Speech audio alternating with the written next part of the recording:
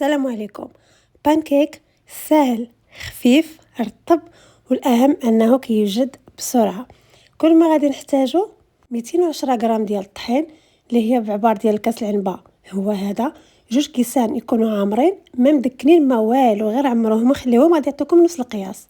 2 معالق كبار ديال السكر، ساشي ونص ديال الخميرة الكيماوية، شوية ديال الملحة الفاني، وغادي نخلطو كلشي ونخليهم على جنب.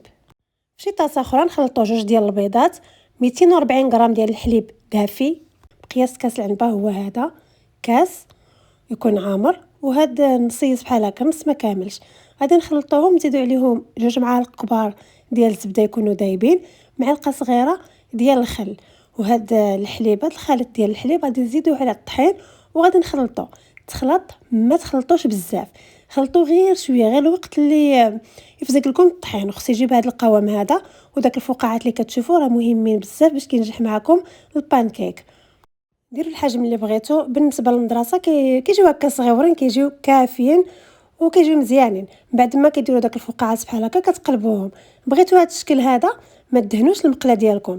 بغيتو الشكل الاخر اللي معروف في امريكا، كدهنوا شويه ديال الزبده، كدهنوا المقيله هكا بالزبده وخليهم يطيبوا بنفس الطريقه حتى كيديروا الفقاعات، وعاد كتقلبوهم باش كيعطيكم هذا الشكل هذا اللي غادي تشوفوا. هو هذا ملي كتكونوا داهنين المقله بالزبده، والاخر ما كتكونوش داهنينها. غير هو المقله فاش غادي طيبوا من الاحسن ما تكونش كتلصق الا ما كنتوش باغيين تدهنوها.